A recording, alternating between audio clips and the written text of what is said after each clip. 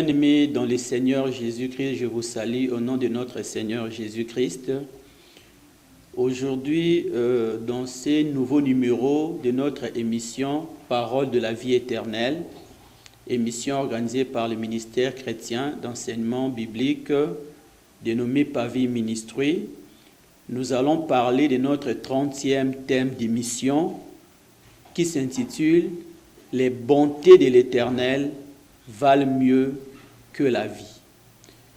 Nous allons alors demander à Dieu de nous parler, si on peut prier l'Éternel. Seigneur notre Dieu, toute écriture est inspirée de toi, c'est ce que nous dit la Bible. Et c'est poussé par le Saint-Esprit que les hommes ont parlé de la part du Seigneur. C'est pourquoi, en tant qu'homme, je prie que ton esprit puisse parler en moi à ton peuple, afin que ce que je dirai ne soit pas ma pensée, mais la vérité de ta pensée. Que cela soit ta volonté, Seigneur, qui conduira chacun sur le chemin de la vie, Seigneur Dieu, afin que nous puissions vivre ton salut. Du début à la fin de ces instants, soutiens notre attention. Donne ou produis l'intérêt dans le cœur de tout celui qui écoute cette parole et que cette parole soit gravée dans nos esprits afin de nous conduire par sa lumière. Au nom de Jésus, notre Seigneur et Sauveur, nous avons ainsi prié. Nous disons Amen. Voilà, le thème que nous sommes en train d'exploiter, comme je venais de le dire, c'est les bontés de l'Éternel valent mieux que la vie.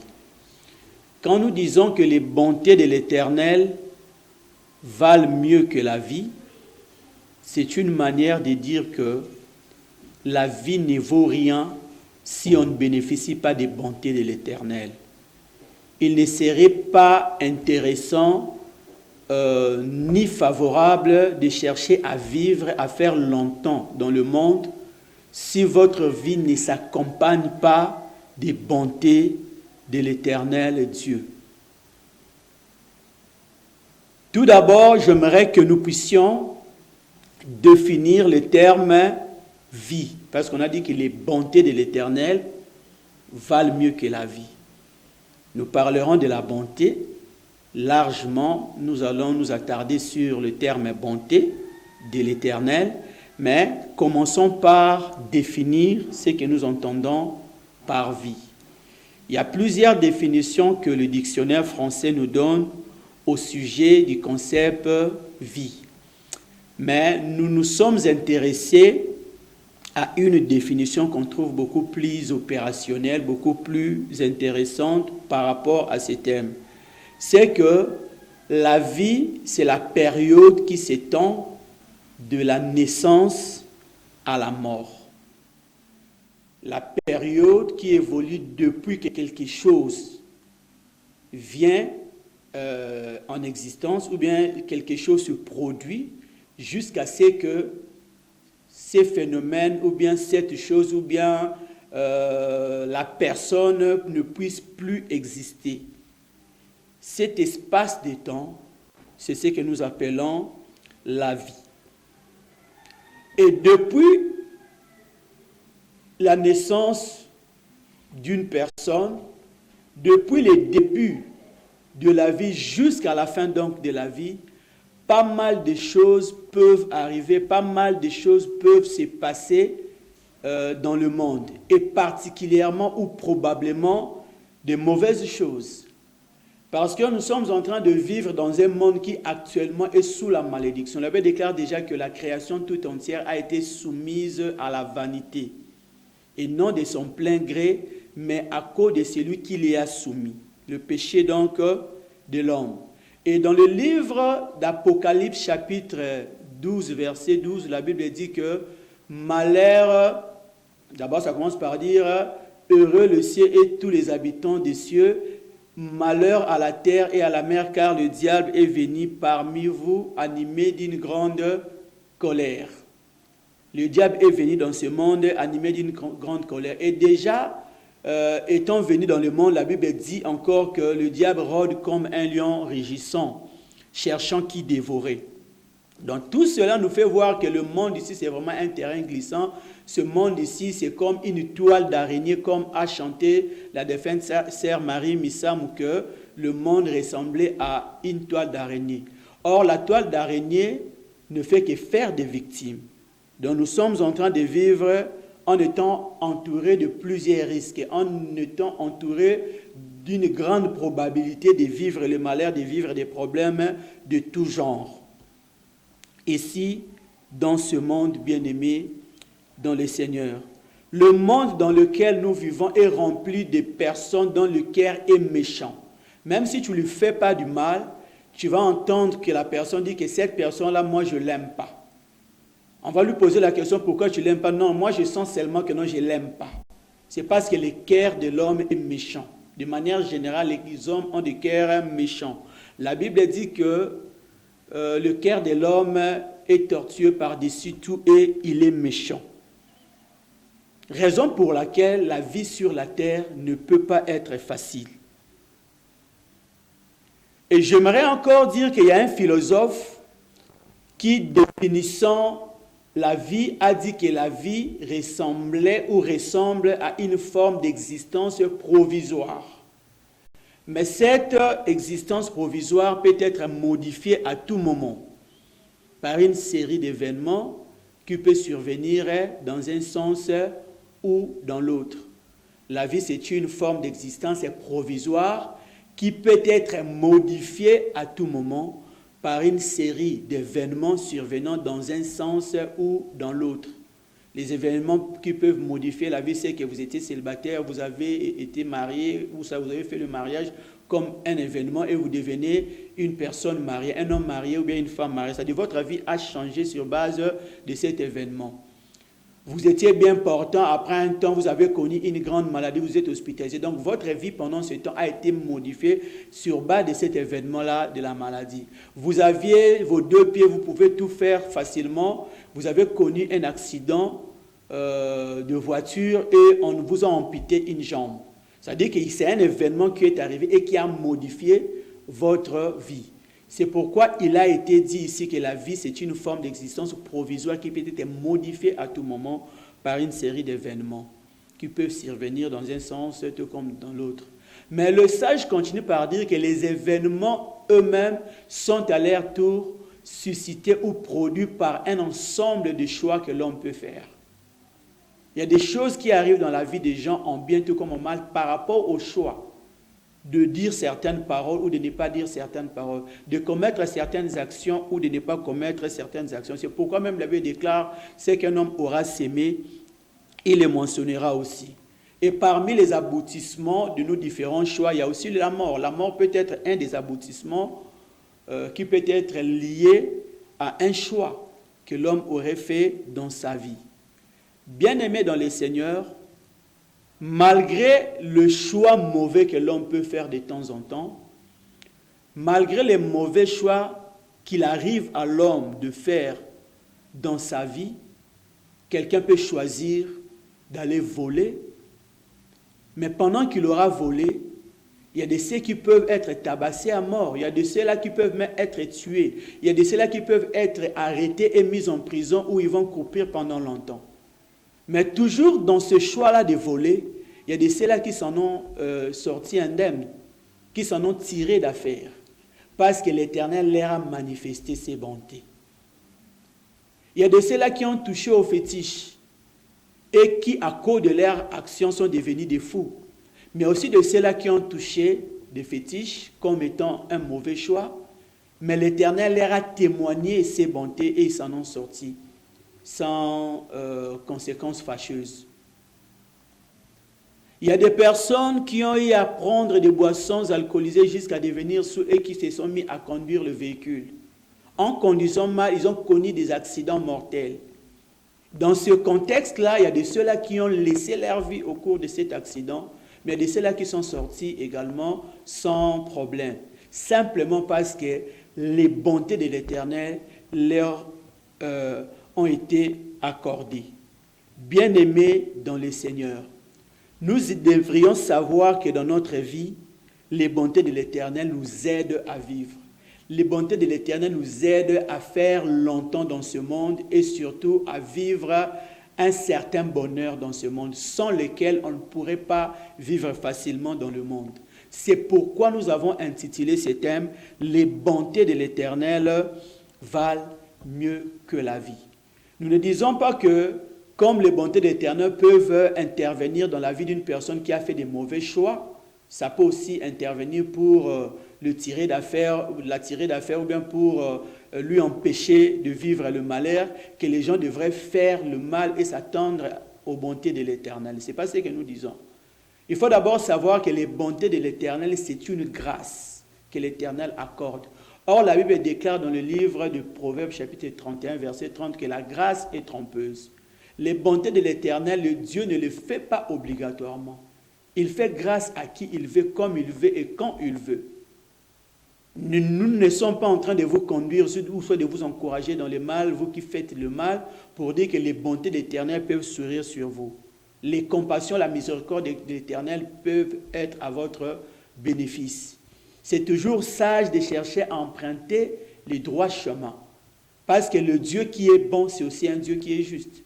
Dans ses bontés, il peut vous accorder sa compassion, il peut vous témoigner sa miséricorde, mais dans sa justice, il peut également vous frapper sévèrement. Raison pour laquelle il est toujours mieux de chercher à faire des bons choix dans la vie, de prendre des bonnes décisions, de faire une bonne réflexion sur les voies qu'il faut emprunter et sur les voies qu'il faut éviter. Certaines choses même nous arrivent dans la vie qui ne sont pas liées à nos choix. Des bons événements qui peuvent arriver dans la vie d'une personne sans qu'il ait travaillé sur ça, sans qu'il ait travaillé en bien tout comme en mal. Mais ce sont des choses que Dieu accorde. Vous êtes un père de famille qui n'a pas l'argent pour payer les loyers ou bien pour scolariser ses enfants. Vous voyez que quelqu'un il vient vous fait un don d'une grande somme d'argent qui vous permet de faire des économies et de vous occuper des tâches sociales de votre foyer. Ça, c'est les bontés de l'Éternel. Ça, c'est vraiment la manifestation des bontés de l'Éternel. Vous êtes en train de faire un voyage à bord d'un véhicule, ce n'est pas vous qui conduisez, mais le véhicule connaît un grand accident mortel. Mais l'Éternel fait que vous ne puissiez pas mourir de cet accident. Ça, c'est les bontés de l'Éternel. Ce n'est pas lié à vos préparatifs, ce n'est pas lié aux actions que vous auriez faites en amont, mais cela vous arrive quand même, bien-aimés dans les Seigneurs. Les bontés de l'Éternel valent mieux que la vie et elles nous aident à vivre paisiblement. Même si on ne va pas être tout le temps dans la paix, tout le temps dans le bonheur, mais les bontés de l'Éternel dans cette vie viennent comme un amortisseur. Ça vient pour amortir les chocs de la vie. N'eût été les bontés de l'Éternel, ce monde ressemblerait à un enfer bien-aimé dans le Seigneur, un endroit non vivable. Les bontés de l'Éternel. Il y a de ceux-là qui peuvent dire que Dieu a été bon pour eux, simplement parce que Dieu leur a donné beaucoup d'argent. Et avec cet argent-là, ils arrivent à supporter les risques ou bien les incidents qui arrivent dans leur vie. Un membre de famille est malade, à cause de l'argent que Dieu lui avait donné, il arrive à bien prendre soin de ses membres de famille, de l'amener à l'hôpital pour qu'il prenne les soins. Mais une autre personne peut se dire que Dieu n'a pas témoigné de la bonté pour lui parce qu'il ne lui a pas donné beaucoup d'argent. Mais quand Dieu ne vous donne pas beaucoup d'argent, mais il garde quand même en bonne santé les membres de votre famille. Il vous préserve de pas mal de risques qui arrivent dans la famille de certaines personnes à qui Dieu a donné beaucoup d'argent. Vous ne pouvez pas, à cause de tous ces biens fondés, de tous ces bien-être, voulais-je dire que l'Éternel est en train de vous accorder, que les bontés de l'Éternel vous sont également manifestées ou bien accordées, bien-aimés dans les Seigneurs. Dieu nous accorde ses bontés de plusieurs manières. Vous pouvez vous dire que non, tel ami, dans sa maison, ils ne font que manger la viande, ils ne font que manger des aliments là très délicieux. Mais moi, dans ma maison, je ne fais que manger les légumes régulièrement. Mais Dieu te témoigne ses bontés, ne fût-ce que dans ces légumes-là, mes bien-aimés dans les Seigneurs.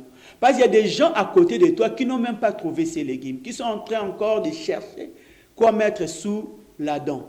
Mais Dieu t'a assisté, Dieu t'a visité avec ces légumes. Tu ne peux que rendre grâce. La Bible déclare ce que les yeux voient est préférable à l'agitation des désirs. Et l'apôtre Paul a dit que ta grâce me suffit. Nous avons dit que les bontés de l'Éternel, c'est en d'autres termes la grâce de Dieu. Paul a dit, ta grâce me suffit, comme pour dire, les bontés que tu me témoignes me suffisent. Nous devons alors rendre grâce à Dieu pour toutes les bontés qu'il nous témoigne d'une manière à l'autre. Peu importe le degré de cette manière, vous devez rendre grâce à Dieu, vous devez vous contenter de cela. Et Dieu sait que l'homme ne peut pas vivre dans cette vie sans le concours de ses bontés. L'homme ne peut pas vivre dans ce monde ici sans calmement dans ce monde et vivre les bonheurs si l'Éternel ne lui témoigne pas ses bontés. C'est alors que lui-même, Dieu, dispose ses bontés sur toutes ses œuvres. Il étend ses bontés sur tous, il étend ses compassions sur toutes ses œuvres. Parce que chacune de ces créatures a besoin pour vivre le bonheur, pour vivre le bien ici sur la terre des hommes. Ainsi, nous allons faire notre première lecture qui se trouve dans le livre des Psaumes 145, versets 9 à 10. Là, la Bible déclare ceci, « L'Éternel est bon envers tous, et ses compassions s'étendent. L'Éternel est bon envers tous, et ses compassions s'étendent sur toutes ses œuvres. L'Éternel est bon, c'est-à-dire témoigne ses bontés envers tous. Et ses compassions s'étendent sur toutes ses œuvres. On n'a pas dit que sur le chrétien seulement. On n'a pas dit que sur le pasteur seulement. On a dit sur tous. C'est pourquoi Dieu fait pleuvoir sur les justes et sur le méchant. Il fait sortir son soleil pour le juste et pour le méchant. Parce que les bontés de l'Éternel ne concernent pas que le chrétien. Les bontés de l'Éternel, c'est sur toutes ses œuvres.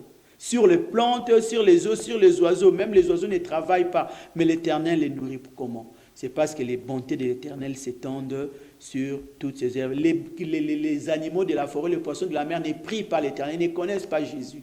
Mais l'Éternel les nourrit quand même. L'Éternel les protège également. Ils ne peuvent pas être tués dans la mer ou tués dans la forêt si l'Éternel ne les permet pas. Parce que les bontés de l'Éternel s'étendent sur toutes ses œuvres. Et au verset 10, il est écrit « Toutes tes œuvres te loueront, ô Éternel ». Toutes les œuvres de l'Éternel sont censées louer l'Éternel à cause de ses bontés. Et tes fidèles te béniront. Les bontés de l'Éternel valent mieux que la vie. Tant mieux ne pas vivre que de chercher à vivre sans être bénéficiaire des bontés de l'Éternel, parce que le monde va devenir non vivable, le monde va ressembler à l'enfer, comme nous étions en train de le dire. Les bontés de l'Éternel sont pour toutes les créatures, comme je suis en train de le dire, et ce n'est pas seulement pour le chrétien. Mais ce que nous appelons la fidélité alors de Dieu, là, ce n'est pas pour tout le monde. La fidélité de Dieu, c'est seulement pour son peuple. Parce que la fidélité de Dieu, c'est l'obligation que Dieu a à accomplir sa parole ou sa promesse qu'il a faite à son peuple. Comme il avait fait des promesses à Abraham ainsi qu'à sa postérité. Jusqu'à l'Église, parce que l'Église, c'est la postérité spirituelle d'Abraham au travers du Seigneur Jésus-Christ. Quand Dieu accomplit les promesses qu'il a faites à son peuple sur base de sa parole, là Dieu agit selon sa fidélité. Et la fidélité de Dieu, ce n'est que pour son peuple. Mais la bonté de l'Éternel, comme je venais de le dire là, ce n'est pas pour son peuple seulement, c'est pour toutes ses créatures. La fidélité est liée à une alliance, l'alliance de Dieu, mais les bontés ne sont pas liées à l'alliance. Les bontés sont étendues par Dieu sur toutes ses œuvres. La fidélité de Dieu a un fondement sur lequel elle se base. C'est-à-dire, il y a une parole que Dieu avait déclarée, comme il était en train de dire plusieurs fois dans le livre de Deutéronome, vous ferez ceci et moi je ferai cela. Si vous faites ceci, moi je ferai cela. C'est-à-dire, la fidélité de Dieu, c'est le penchant de son cœur qui l'oblige à faire ce qu'il a dit en conformité avec sa parole. Et il faut savoir que la fidélité de Dieu n'agit pas seulement dans le sens positif. Parce que nous avons dit que c'est le penchant du cœur de Dieu à agir obligatoirement conformément à sa parole. C'est ça, la fidélité de Dieu.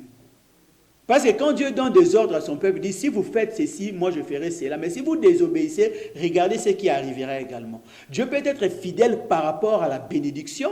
Dieu peut également être fidèle par rapport à la malédiction. Donc la fidélité de Dieu agit dans les deux sens. Dans le sens de bénir et dans le sens de châtier aussi. Mais quand nous parlons de bonté de l'Éternel, les bontés de l'Éternel n'agissent que dans le sens de faire du bien.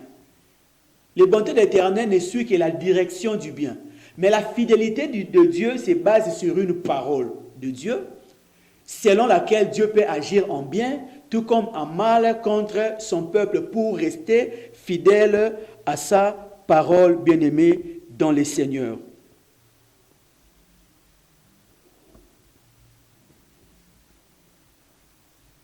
Donc il faut savoir que les bontés de l'Éternel n'ont pas une disposition prédéfinie. Pour que l'Éternel puisse témoigner ses bontés. Il n'y a pas une disposition prédéfinie. Il n'y a pas des arguments qui devraient pousser Dieu à agir selon sa bonté. Mais la fidélité a des arguments qui devraient pousser Dieu. Il y a quelque chose qui doit motiver Dieu à agir selon sa fidélité. C'est sa parole.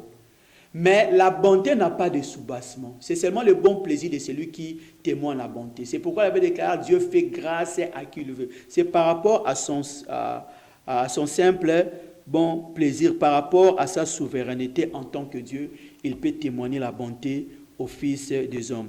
Ainsi donc, Jérémie le prophète, alors qu'il était un serviteur de Dieu, il était normalement en alliance avec Dieu, il avait des promesses de Dieu. Il pouvait se dire que je dois compter sur la fidélité de Dieu relative à ses promesses dans ma vie, quand il était dans le problème. Mais Jérémie s'est dit, dans le problème où je me trouve, je peux aussi être fautif. Et si je suis fautif et que je compte sur la fidélité de Dieu, la fidélité de Dieu demandera à Dieu de me châtier. La fidélité de Dieu disposera Dieu à me châtier, donc je serai méritant. Donc, c'est-à-dire les souffrances que je suis en train de vivre, je serai en train de les mériter. Parce que si j'avais bien fait, là, je peux compter à la fidélité de Dieu.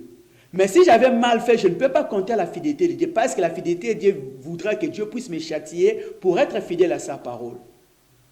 Mais ne sachant pas que son malheur lui provenait, soit du mal qu'il avait fait, bien ou que c'était une preuve de Dieu, il a simplement voulu compter sur les bontés de l'Éternel. Pour lui, c'était quand même une prudence. Il s'est dit que pendant que je suis en train de vivre les malheurs, si ce malheur est lié à une preuve, je peux compter à la fidélité de Dieu. Dieu finira par me restaurer sur base de sa parole. Parce que je n'ai pas commis de péché devant Dieu. Mais si le malheur dans lequel je me trouve est lié à mon comportement, est lié à mes mauvais choix, c'est un châtiment de Dieu, je ne dois pas alors demander la fidélité de Dieu. Je ne dois pas alors compter sur la fidélité de Dieu. Je dois alors compter sur la bonté de l'Éternel. Parce que la fidélité de Dieu, c'est le penchant du cœur de Dieu à faire ce qui est correct de faire par rapport à sa parole. Si c'est le châtiment, il donne le châtiment. Si c'est la bénédiction ou la délivrance, il donne la délivrance. Mais les bontés de l'Éternel disposent seulement Dieu à faire du bien. Dispose seulement Dieu à témoigner de la compassion. Dispose seulement Dieu à témoigner de la miséricorde. C'est pourquoi par prudence, le prophète Jérémie a préféré compter sur les bontés de l'Éternel. Et ça, nous allons le voir dans le livre des Lamentations, chapitre 3, versets 19 à 23. Là, la Bible déclare ceci. Quand je pense à ma détresse, là, c'est le prophète Jérémie qui parle, et à ma misère, c'est-à-dire il est dans une situation difficile, à l'absinthe et au poison. Quand mon âme s'en souvient, elle est abattue au-dedans de moi. Quand je pense à ma situation difficile, quand je pense à ma misère, quand je pense aux difficultés que je suis en train de vivre, mon âme est abattue au-devant de moi. Et au verset 21, il dit, voici ce que je veux. C'est un choix qu'il fait. On n'a pas dit je veux avec AIS pour dire ce que je veux dans le cadre d'un futur proche. Mais ici on dit ce que je veux dans le sens d'une volonté, dans le sens d'un vouloir. Voici ce que je veux repasser en mon cœur, ce qui me donnera de l'espérance. ce qui me donnera de la force, ce qui me permettra de relever la tête, parce qu'il a dit que mon âme est abattue au-devant de moi. Ce qui me permettra de relever la tête, c'est que les bontés de l'Éternel ne sont point épuisées. Jérémie n'a pas dit que la fidélité de l'Éternel dure à toujours. Parce que la fidélité de l'Éternel dure à toujours, c'est ce que dit la Bible. Mais si Jérémie a eu la prudence de compter sur les bontés de l'Éternel, c'est-à-dire même si je m'étais mal comporté, Père Céleste, même si j'étais censé vivre les choses que je vis comme châtiment, que je suis en train de vivre de ta part. Mais Père Céleste, je compte sur tes bontés. Je compte sur ta miséricorde. Je compte sur tes compassions. Les bontés de l'Éternel, c'est ce qui a fait qu'il envoie le Seigneur Jésus-Christ sauver le monde. C'était seulement par rapport à la fidélité. L'Éternel allait vraiment châtier le monde comme c'était le cas de Sodome et Gomorrhe, comme c'était le cas du déluge au temps de Noé. Parce qu'il devrait être fidèle à sa parole. Ce qu'un homme aura sémé, il le moissonnera aussi. Mais les bontés de l'Éternel avaient fait que l'Éternel envoie son Fils Jésus-Christ pour sauver l'humanité tout entière. Voici ce que je vais repasser en mon cœur. C'est que les bontés de l'Éternel ne sont pas épousées. Ses compassions ne sont pas arrivées à leur terme. Même les compassions sont liées aux bontés de l'Éternel. Si l'Éternel n'est pas bon envers quelqu'un, il ne veut pas témoigner sa bonté envers quelqu'un, il ne va pas non plus lui témoigner ses compassions ni sa miséricorde. Et il dit ici, elle se renouvelle chaque matin. Pourquoi l'Éternel, notre Dieu, prend soin de renouveler ses bontés ainsi que ses compassions chaque matin? Parce que l'homme ne peut pas vivre dans ce monde ici qui est rempli de tourments, rempli de difficultés, où le diable est venu animé d'une grande colère, où le cœur de l'homme est méchant, si au préalable l'Éternel n'accorde pas à ces hommes-là ses bontés. C'est pourquoi il prend soin de les renouveler chaque matin pour dire que nous avons besoin de la bonté de l'Éternel à 6 heures, nous avons besoin de la bonté de l'Éternel à 7 heures, nous avons besoin de la bonté de l'Éternel à 15 heures, nous avons besoin de la bonté de l'Éternel à 23 heures, à chaque instant de notre vie, même pendant que nous dormons. Il y a des païens qui dorment. Bien qu'ils ont commis pas mal de mauvaises actions au cours de la journée, les sorciers peuvent venir pour chercher à leur causer du tort, à les tuer, ou bien les criminels peuvent venir dans la maison de quelqu'un qui ne connaît pas Dieu pour chercher à lui faire du mal. Mais l'Éternel les préserve de cela. Et qu'est-ce qui fait cela, bien-aimé? Ce n'est pas la fidélité. Si c'est seulement par rapport à la fidélité, c'est qu'un homme aura sémé, il le mentionnera aussi. Le salaire du péché, c'est la mort. L'Éternel va alors laisser les gens souffrir de leurs actes. Mais si l'Éternel prend soin de garder les païens, même s'il ne les connaît pas, c'est par rapport à ses bontés, c'est par rapport à sa grande miséricorde, bien-aimé dans le Seigneur. Même si les bontés de l'Éternel sont aussi disponibles pour les païens, comme je suis en train de le dire ici, le pécheur ne doit pas trouver cela comme une faiblesse de la part de Dieu.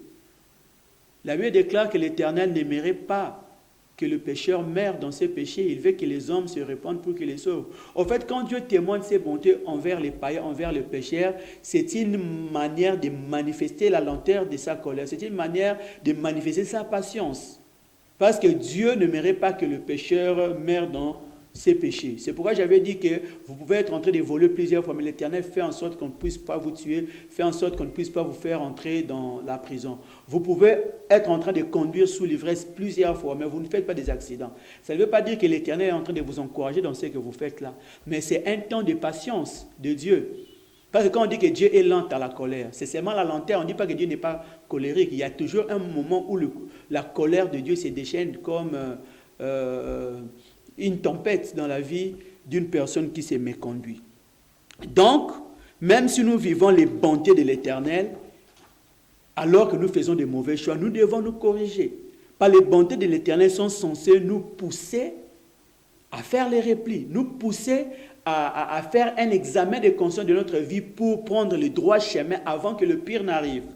C'est pourquoi il est écrit dans le livre des Romains, chapitre 2, verset 4, ce qui suit.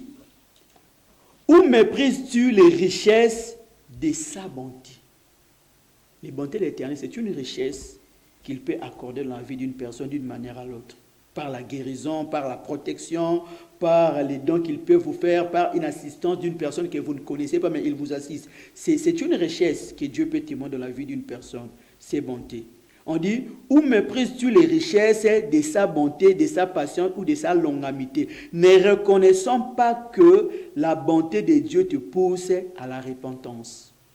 La bonté de l'Éternel doit pousser les gens à la repentance. Vous savez, Dieu pouvait faire tomber les déluges ou bien faire abattre les déluges dans le monde un peu rapidement. Pendant que Noé était en train de construire l'arche, il était en train d'exhorter les gens à venir, à se repentir, à venir vers lui pour entrer dans l'arche de l'Alliance. Les gens étaient en train de négliger, les gens ne voudraient pas le faire. Et même quand il avait fini de construire la barque, la Bible déclare qu'il n'y avait pas encore eu de pluie pendant plusieurs jours. Et tout ce temps-là, Dieu était en train de laisser aux gens le temps de se repentir. Dieu était en train de témoigner la bonté, la miséricorde, la compassion au peuple du monde pour qu'ils se répandent. Mais eux n'avaient pas vu cela comme étant une occasion pour eux de se repentir. Un temps que Dieu leur accordait de se repentir, ils ont trouvé cela comme étant une faiblesse de la part de Dieu. Jusqu'à ce que l'Éternel avait fait tomber effectivement le déluge et toute l'humanité était engloutie dans les eaux, sauf Noé et ceux qui étaient avec lui dans l'arche de l'Alliance. Les bontés de l'Éternel, bien-aimés dans le Seigneur, doivent nous conduire à modifier notre façon de faire les choses. Jérémie savait aussi, si on doit rentrer dans l'histoire de Jérémie, du prophète Jérémie, Jérémie savait aussi que les bontés de l'Éternel peuvent conduire Dieu à faire du bien tout comme du mal, comme j'étais en train de le dire. C'est ainsi qu'il avait préféré les bontés de Dieu à la fidélité de Dieu. Il a préféré les bontés de l'Éternel à la fidélité de Dieu. Car la fidélité se base, comme j'étais en train de dire là, à une promesse de Dieu. Mais si vous n'avez pas fait ce que Dieu attend de vous que vous puissiez faire pour qu'il puisse accomplir sa promesse, c'est que si vous espérez vivre le bonheur dans ces conditions-là, ça ne peut être qu'un bonheur que l'Éternel vous accorde par sa bonté, par sa seule grâce. Donc nous devons, dans notre vie, bien aimés dans le Seigneur, compter sur les bontés de l'Éternel plus que sur sa fidélité, sans pour autant alors chercher à faire le mal pour espérer aux bontés de l'Éternel, comme j'étais en train de le dire. Parce que les bontés, c'est également quelque chose de glissante, quelque chose de moins sûr, parce que c'est la grâce. La grâce n'est pas quelque chose d'obligatoire. Là, quand on appelle ça grâce, c'est-à-dire que la personne peut la faire ou ne pas la faire. Mais quand on parle de la fidélité, la personne est obligée de la faire. Donc même si on va espérer aux bontés de l'Éternel, alors cherchons également à espérer à la fidélité de Dieu en même temps. Mais l'avantage de la bonté de l'Éternel, c'est que la bonté de l'Éternel dépasse les limites de la fidélité. Parce que par sa fidélité, si Dieu dit que non, revenez à tel moment, soit si vous faites ceci ou cela, je ferai ceci ou cela pour vous. C'est ce que Dieu fera dans sa fidélité. Parce qu'il a défini déjà ce qu'il doit faire si vous observez une de ses paroles ou bien un de ses commandements. Il a défini cela. Il ne peut que vous accorder ce qu'il a dit qu'il fera. Ça, c'est la fidélité. Mais la bonté n'a pas de limite. Par bonté, Dieu peut faire infiniment au-delà de ce qu'il était censé faire. Ça, c'est maintenant la bonté. C'est pourquoi il faut compter sur la fidélité de Dieu, mais il faut encore plus compter sur les bontés de l'Éternel. Si nous lisons le livre d'Éphésiens chapitre 3, verset 20, la Bible nous dit ceci. Éphésiens chapitre 3, verset 20, la Bible dit ceci. Or, à celui qui peut faire par la puissance qui agit en nous, à celui qui peut faire par la puissance qui agit en nous, c'est-à-dire la puissance du Saint-Esprit, infiniment au-delà de ce que nous demandons ou pensons. Il y a des choses que nous demandons à Dieu que Dieu nous a promises. Des choses que Dieu nous a promises que nous demandons à Dieu. C'est pourquoi il est écrit dans le livre de 1 Jean 5, je crois qu'à 15, il est écrit, nous avons auprès de lui cette assurance. Si nous nous demandons une chose qui est conforme à sa volonté, que nous sachions qu'il nous écoute. Et si nous savons qu'il nous écoute pour une chose que nous lui avons demandé, que nous sachions également que nous possédons la chose. Si nous demandons quelque chose qui est conforme à sa volonté, c'est-à-dire une chose que Dieu nous a promise, une chose que Dieu a arrêtée dans sa parole, parce que la parole de Dieu exprime sa volonté aussi, de faire quelque chose à un moment donné. Si nous demandons quelque chose conformément à sa volonté, c'est-à-dire la chose que nous avons demandé sur base de sa parole. Mais la Bible nous dit ici, nous pouvons avoir demandé des choses ou penser à certaines choses au devant de Dieu, mais l'Éternel, en réponse, peut faire infiniment au-delà de ce à quoi nous avons pensé et de ce que nous avons demandé. Et quand Dieu nous donne infiniment au-delà, ça, ce n'est pas par fidélité. Par la fidélité, demande que Dieu fasse ce qu'il a demandé, qu'il a déclaré qu'il ferait. Mais les bontés de l'Éternel font que l'Éternel fasse au-delà. Parce que les bontés n'ont pas de limites précises. Ça peut être un peu bas, ça peut être moyennement ou moyen, ça peut être élevé. Ce que Dieu fait dans votre vie. Les faveurs que Dieu peut vous faire peuvent être dans un niveau là un peu inférieur, dans un niveau là moins, tout comme dans un niveau là extrêmement élevé. Parce que ce sont ses bontés. Donc il peut le faire comme il l'entend, de la manière où il l'entend dans la vie du peuple entier bien-aimé dans le Seigneur. Les bontés de l'Éternel valent mieux que la vie. Et nous disons que la fidélité de Dieu, c'est la qualité, comme j'étais en train de dire là, à faire exactement ce qui est prévu qu'il fasse selon sa parole ou selon ses promesses. Qu'il fasse exactement. Et cela ne concerne que son peuple, comme j'étais en train de le dire ici. Mais les bontés de l'Éternel, c'est pour tout le monde. La fidélité de l'Éternel, c'est seulement pour son peuple. C'est pourquoi dans Matthieu 15, 26, il est écrit ceci. Il répondit, il n'est pas bien de prendre les pains des enfants et de les jeter aux petits chiens. Là, c'est une femme qui n'était pas israélienne, c'est-à-dire qui n'était pas considérée peuple de Dieu, c'est-à-dire qu'elle faisait partie du peuple qu'on appelle des païens, qui était venu demander une faveur au Seigneur Jésus-Christ, la guérison de son enfant qui était malade. Il a dit, il n'est pas bon. À ce moment-là, il avait dit, il était seulement venu pour les brebis perdues de la maison d'Israël. Il n'y avait pas encore eu la croix pour que les saluts de Dieu, les faveurs de Dieu s'étendent sur l'humanité tout entière, pour que les bontés d'Éternel s'étendent sur toutes ses œuvres, effectivement. Le Seigneur lui a fait voir qu'il n'est pas bon de prendre les pains des enfants et les donner aux petits chiens. C'est comme pour dire qu'il y a des bénédictions qui ne sont que réservées au peuple de Dieu, que Dieu accomplit dans la vie de son peuple par rapport à sa fidélité à sa parole, par rapport à sa fidélité à ses promesses relatives à cette faveur ou à ces bénédictions qu'il fait dans la vie de son peuple. C'est-à-dire les petits chiens qui sont l'image des païens n'ont pas droit à cela. Parce que les pains des enfants, ce sont des bénédictions pour les enfants de Dieu. On n'a même pas parlé des grands chiens, on a dit les petits chiens.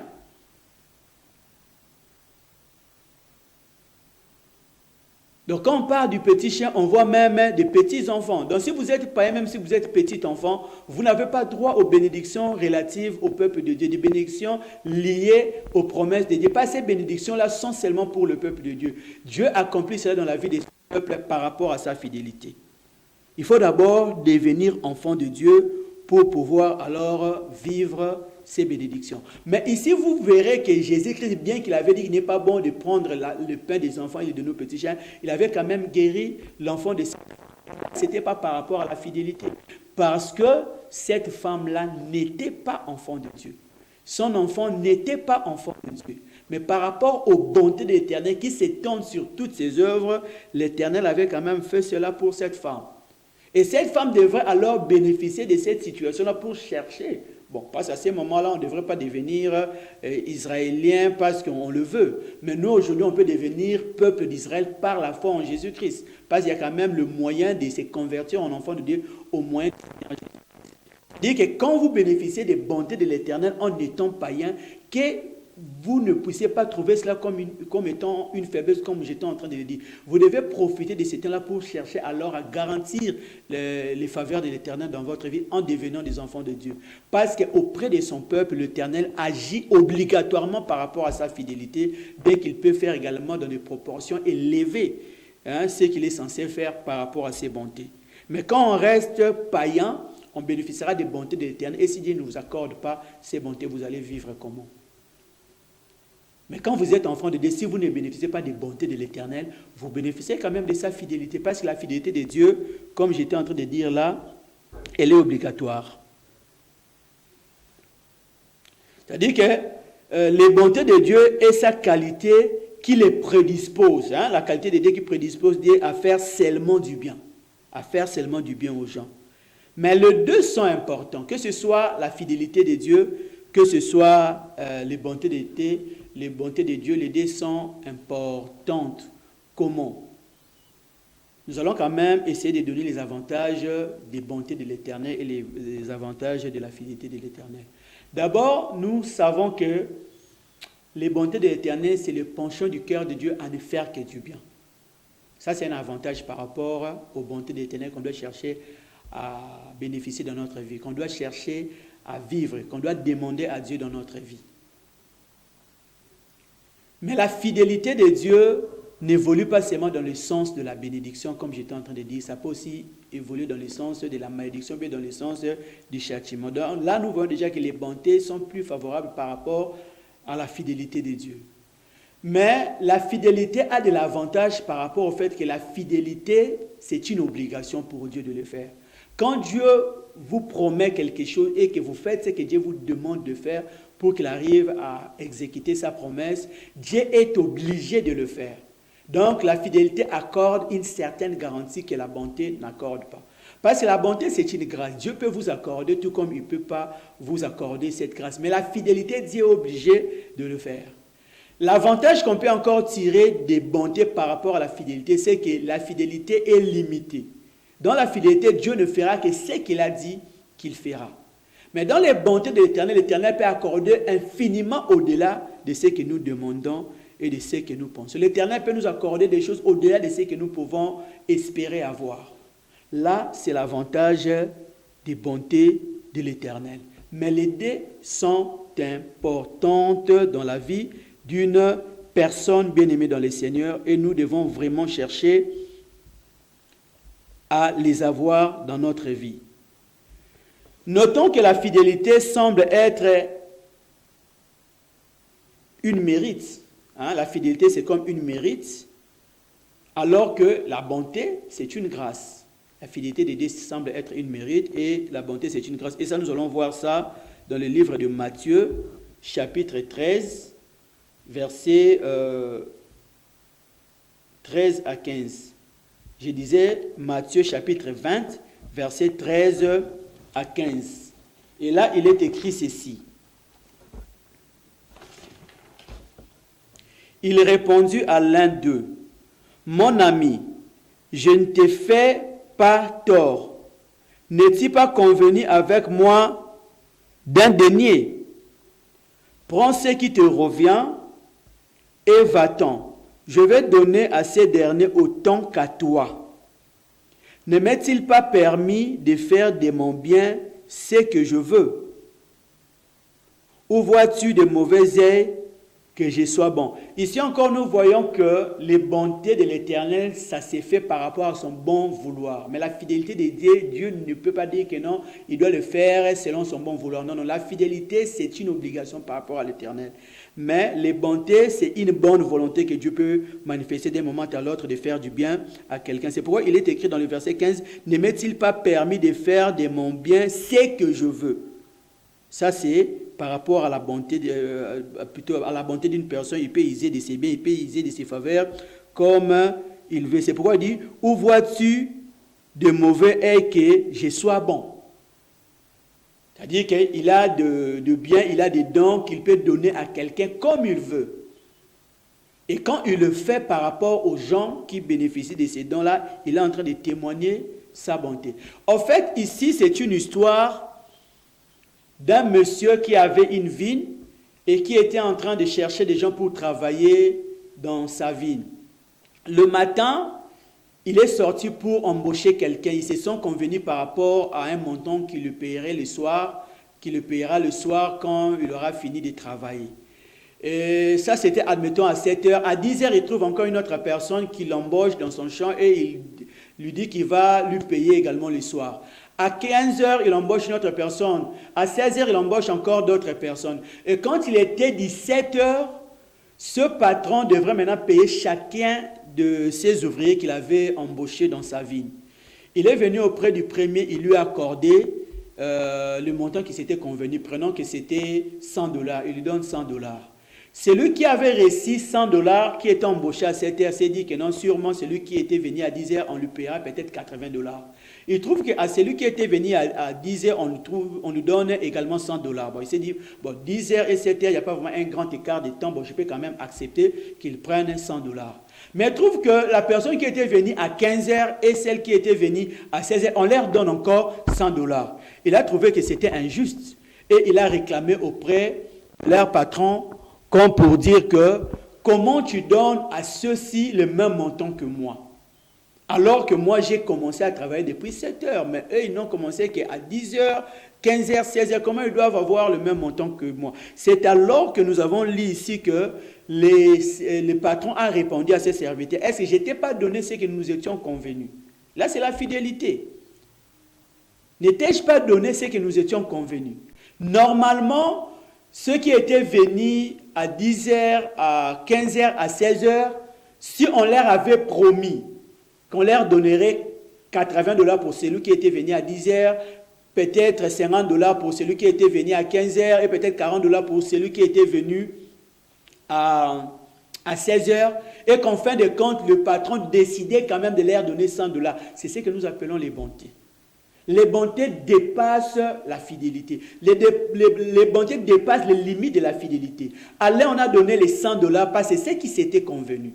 Par fidélité, on lui a donné 100 $. Le patron n'avait pas tort. Mais celui qui est venu à 10 heures, à qui on pouvait donner 80 $, on donne 100 $. Ça, c'est la bonté. On lui a donné une mesure qui dépasse ce qu'il était censé avoir. Et il était libre de faire de ses biens ce qu'il était censé faire. C'est pourquoi j'ai dit ici, bien aimé, nous devons chercher vraiment à vivre les bontés de l'Éternel dans cette vie, parce que les bontés de l'Éternel vont nous accorder des choses au-delà de ce que nous pouvons mériter, au-delà de ce que nous pouvons espérer avoir. Les bontés de l'Éternel valent mieux que la vie et ils constituent des ingrédients qui donnent quand même de la saveur, qui font quand même que cette vie sur la terre soit quand même favorable, soit quand même agréable.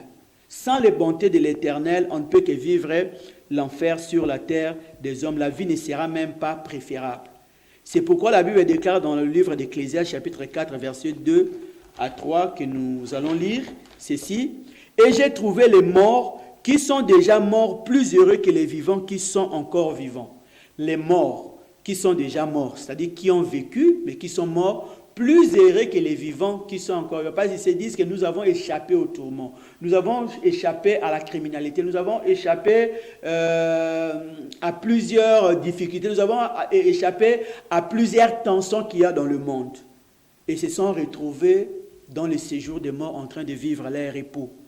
Ils se sont estimés heureux par rapport à ceux qui vivent encore dans ce monde. Parce que ce n'est pas facile de vivre dans le monde. Et au verset 3, il est encore dit « est plus heureux que les uns et les autres. » Donc, plus heureux que celui qui a vécu et qui est mort, et celui qui vit encore, celui qui n'a pas encore existé. C'est-à-dire une personne qui n'a pas encore existé. Celui qui est encore dans la prédestination de Dieu. Celui qui n'est pas encore né dans ce monde, il s'estime encore plus heureux parce qu'il n'a pas vécu les mauvais souvenirs de ce qui s'est fait dans le monde. Même ceux-là qui s'estiment heureux parce qu'ils sont déjà morts, mais ils ont quand même vécu des choses sur cette terre ici qui leur donnent de mauvais souvenirs là où ils sont. S'ils peuvent encore avoir des souvenirs, ils auront de mauvais souvenirs même s'ils sont en train de se reposer. Mais ceux qui n'ont pas encore vécu dans le monde s'estiment encore plus heureux. Comme pour dire que ce n'est pas facile de vivre dans ce monde si on n'est pas accompagné des bontés de l'Éternel dans notre vie. L'homme doit chaque jour espérer et implorer l'Éternel de lui accorder ses bontés. Il doit toujours espérer les bontés de l'Éternel dans sa vie. Autrement, il ne saura pas vivre le bonheur dans ce monde. Et les bontés de l'Éternel peuvent se manifester chaque jour d'une manière à l'autre. J'ai dit que quand Dieu nous sauve d'un accident, il nous guérit d'une maladie, même si on est païen. C'est les bontés de l'Éternel. Vous étiez convenu, comme j'ai donné l'exemple ici, avec votre patron, peut-être qu'il vous donne 50 $, mais lui, il s'est dit qu'il vous donne 100 $ qui va vous aider correctement par rapport à vos besoins sociaux à la maison. Ça, c'est les bontés de l'Éternel. Nous devons vraiment chercher à avoir les bontés de l'Éternel dans notre vie. Rien ne sert à l'homme de chercher à vivre longtemps dans cette vie s'il n'espère pas vivre les bontés de l'Éternel. C'est pourquoi David nous dira dans le livre de Psaume 118, chapitre 17, que je ne mourrai pas, je vivrai.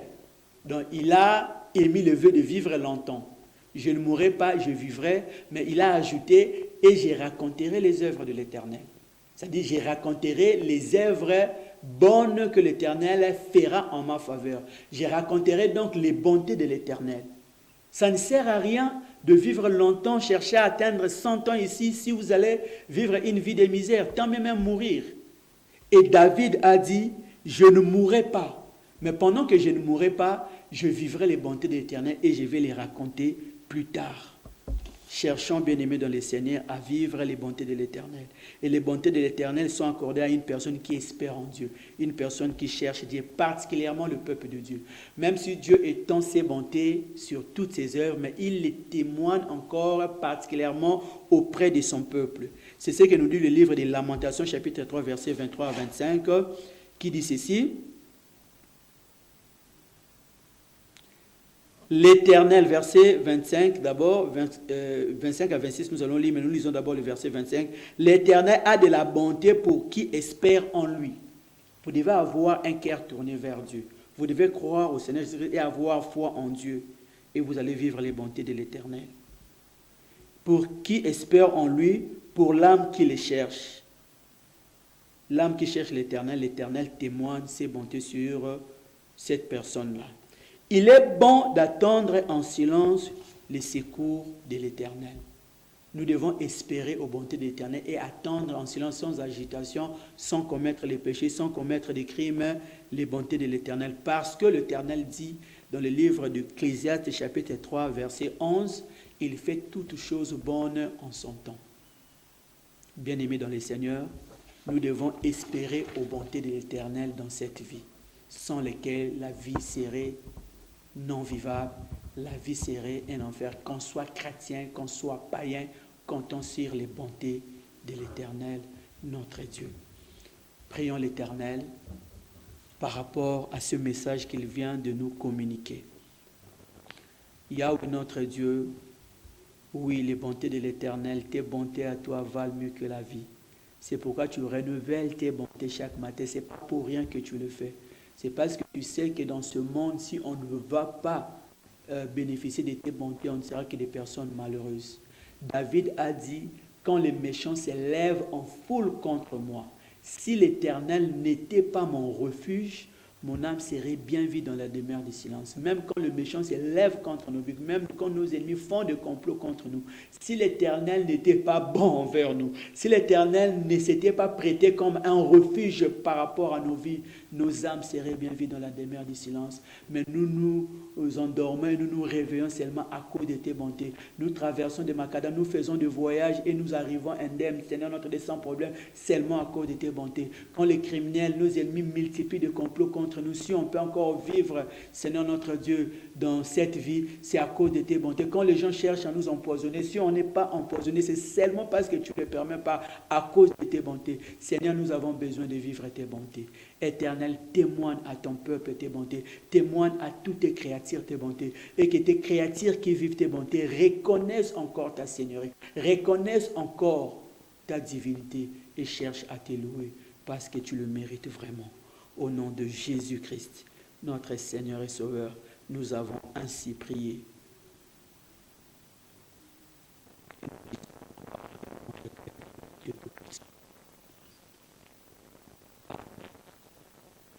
Voilà, nous sommes à la fin de notre mission, chers frères et sœurs dans le Seigneur Jésus-Christ. Nous vous prions toujours de continuer à soutenir votre ministère, le ministère chrétien Pavie Ministry, pour que cette tâche, bien ces fardeaux que Dieu nous a donné de pouvoir enseigner sa parole, nous puissions toujours la faire ou la supporter avec fidélité et avec efficacité sous la puissance du Saint-Esprit. Vous pouvez également nous donner vos conseils, nous faire vos suggestions et remarques à travers notre compte WhatsApp au plus 243 89 54 18 412. Vous pouvez vous abonner à notre chaîne YouTube Pavie Ministry TV, PAM TV en abrégé, pour suivre les intégralités de tous les enseignements, tout comme vous pouvez nous suivre également sur notre page Facebook Pavie Ministry. Vous pouvez nous soutenir également par vos moyens financiers, tout comme matériel, pour faciliter encore l'organisation les activités de ces ministères pour la gloire de Dieu, pour le salut des âmes. Que l'Éternel, notre Dieu, vous bénisse. Nous nous retrouvons à la prochaine émission. Ciao.